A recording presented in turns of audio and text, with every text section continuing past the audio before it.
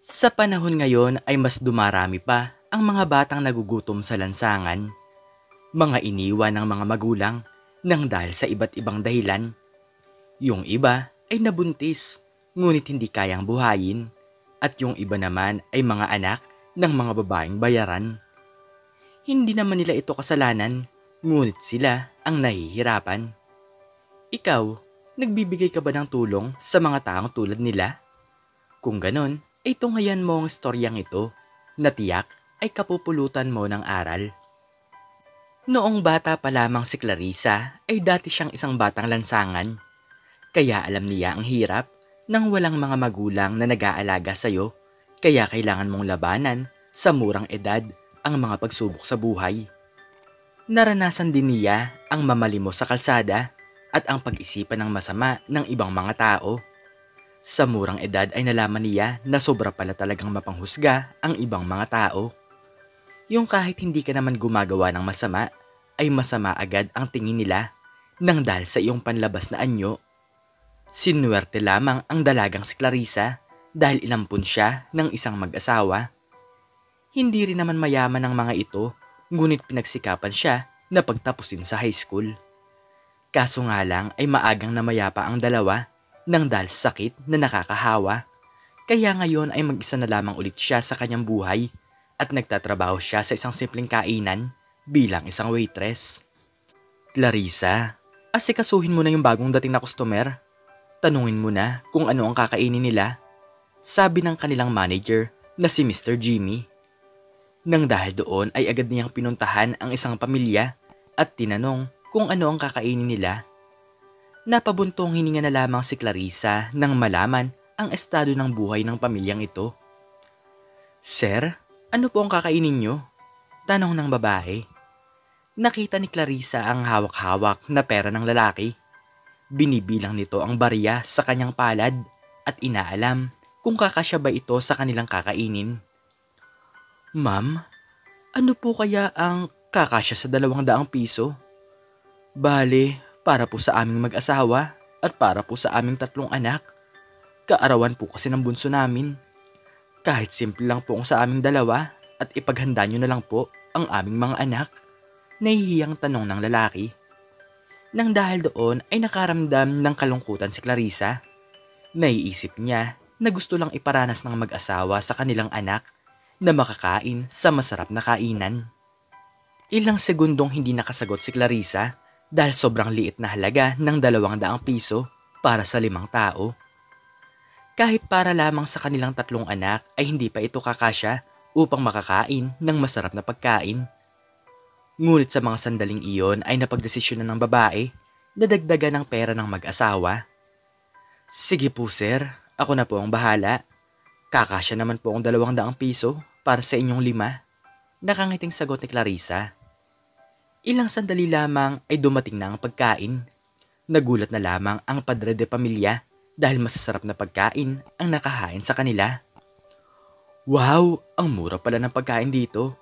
Kumasya ang 200 piso sa ganito kadaming pagkain. Manghang sabi ng lalaki.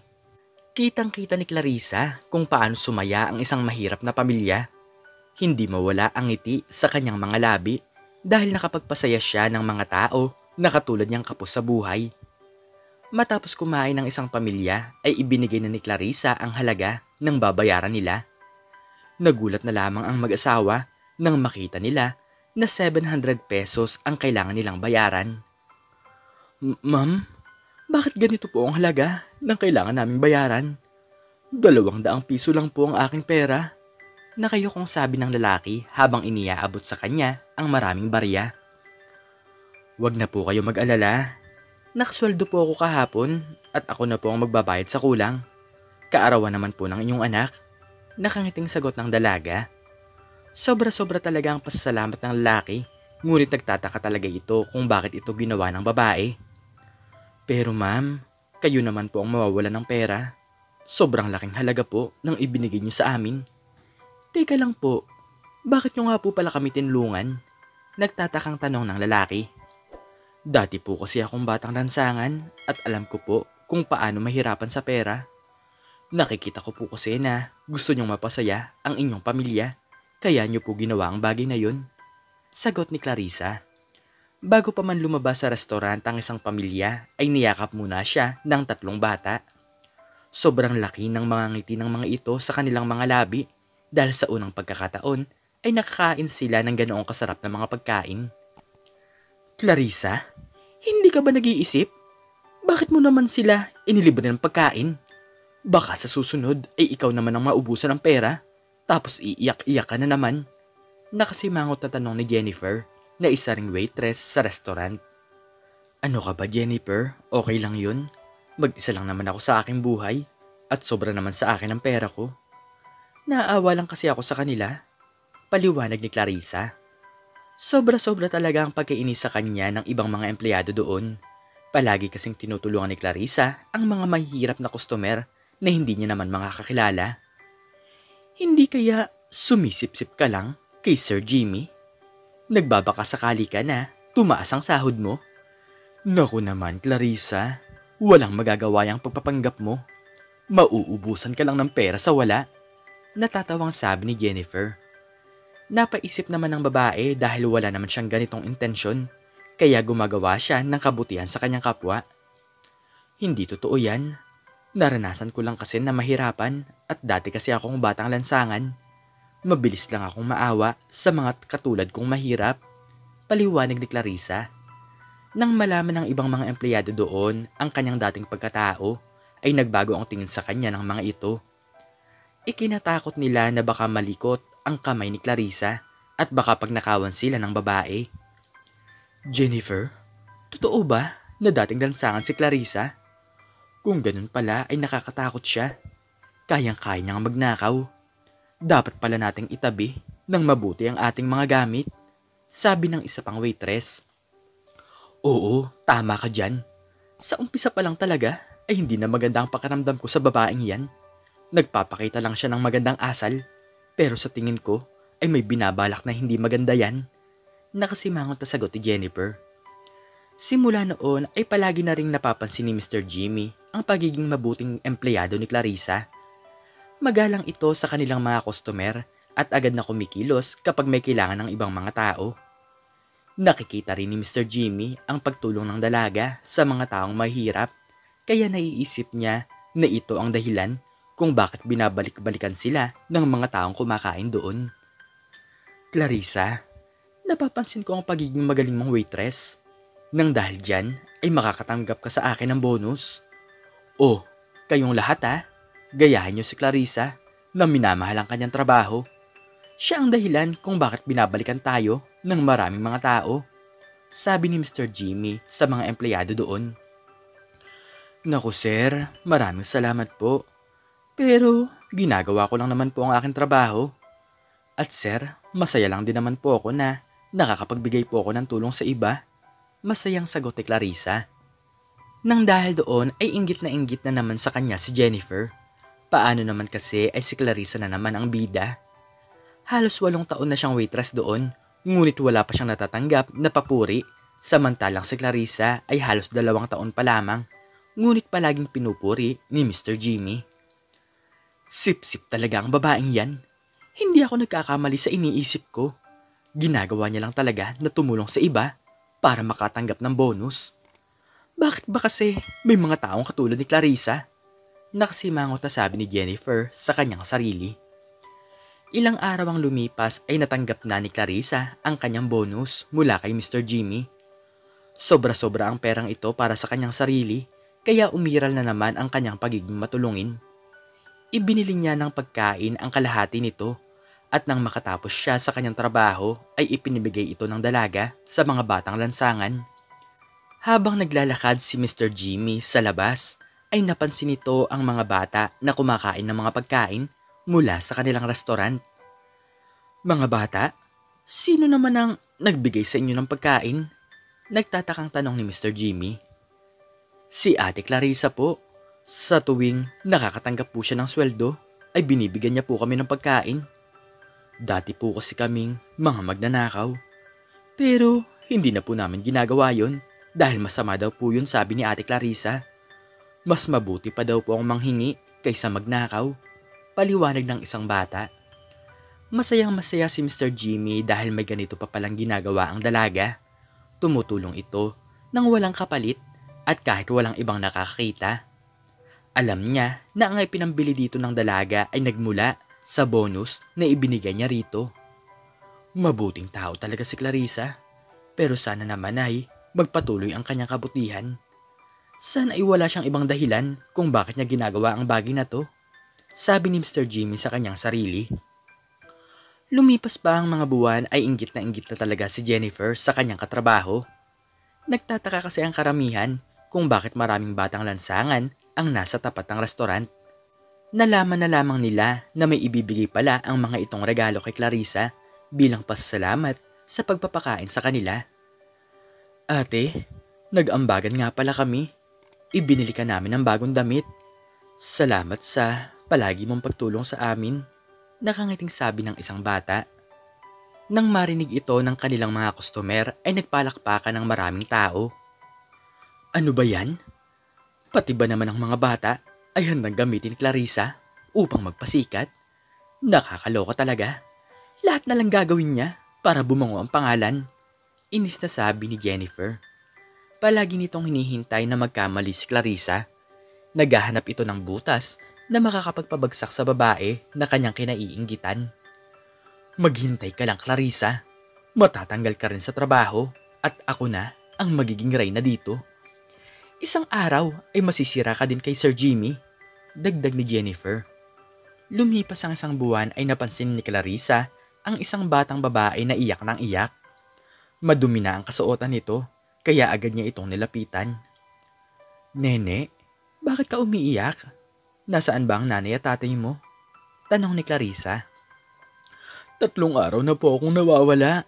Gutom na rin po ako dahil kahapon pa po akong hindi kumakain.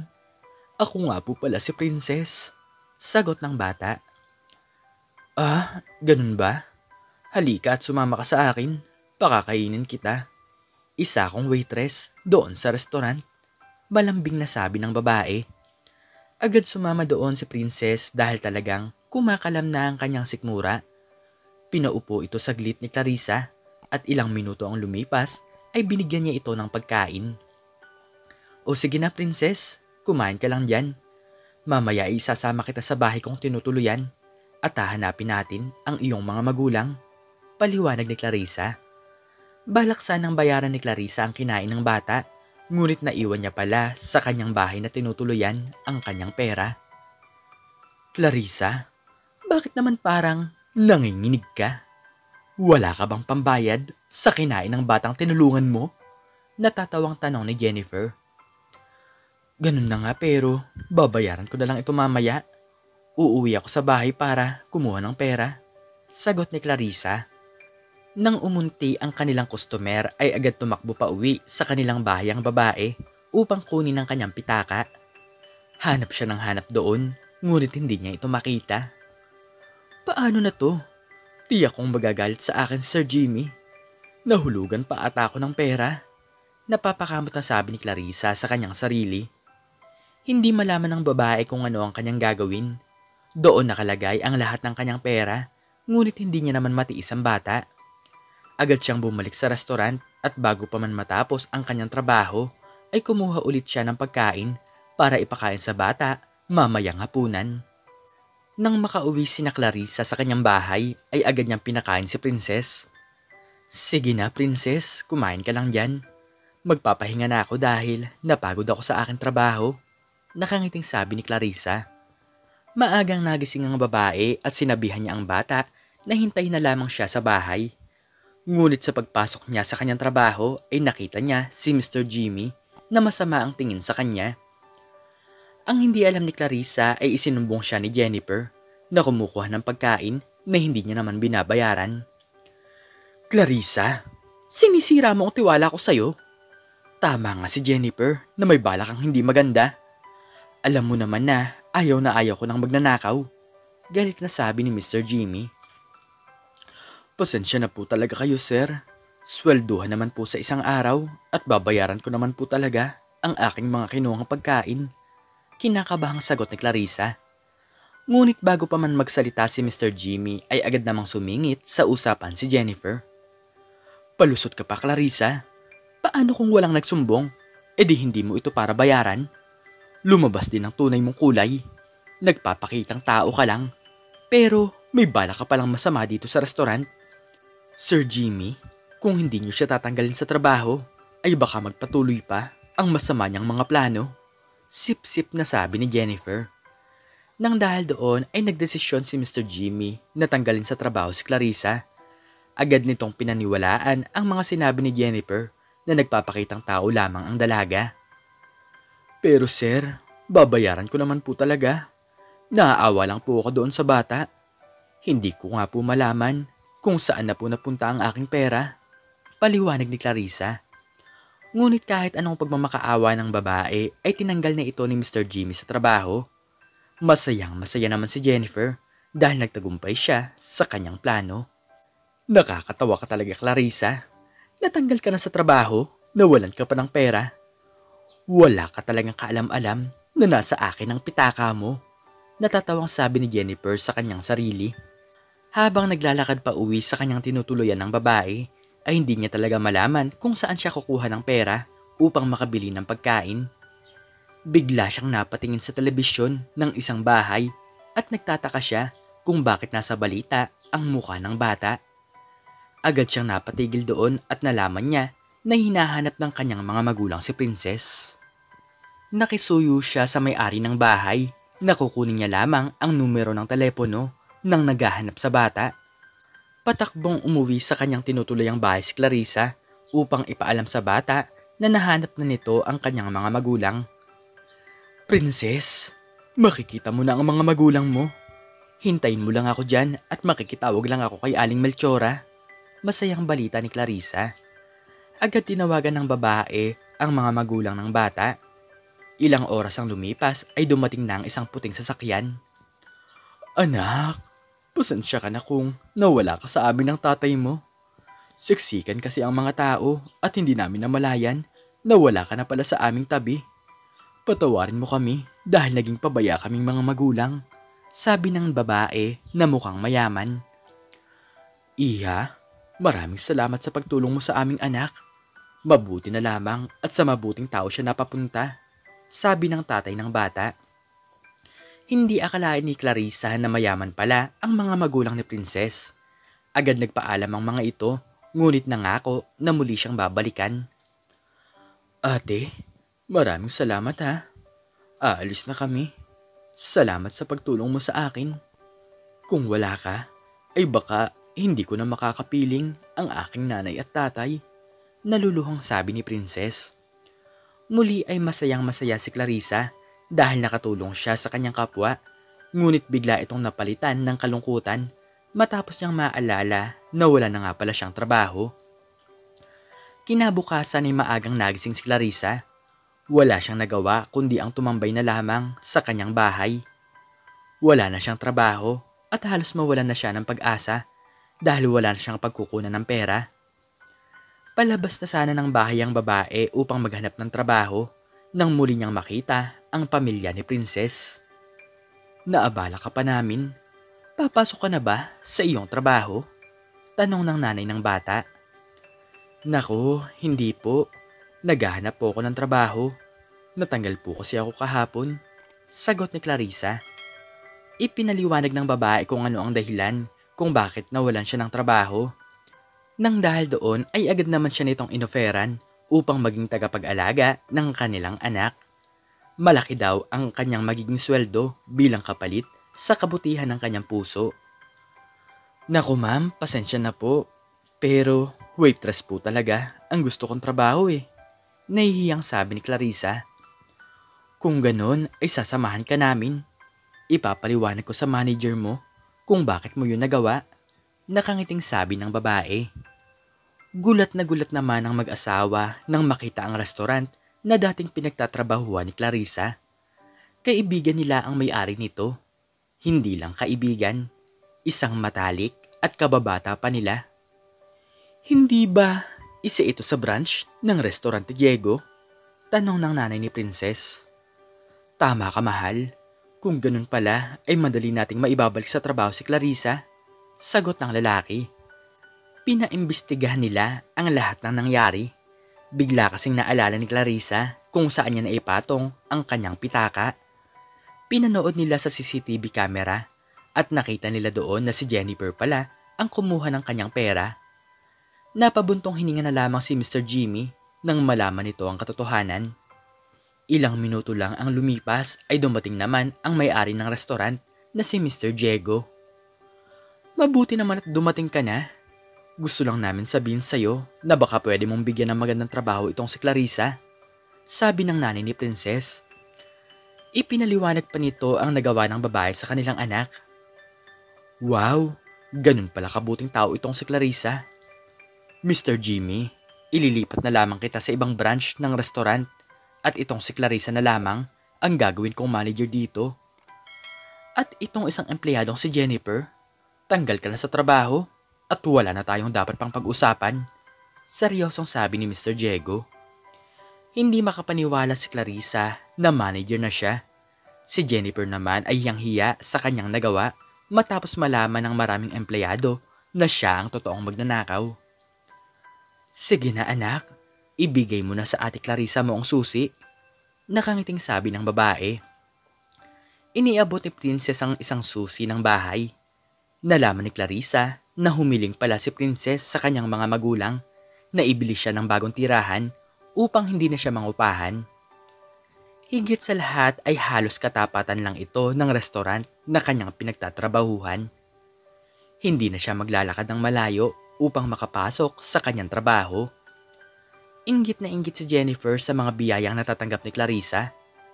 Nang makalabas siya sa restaurant ay nakita niya ang ganda ng bagong bahay ng dalaga. Clarissa, hindi pa nagtatapos ang pagtulong namin sa'yo.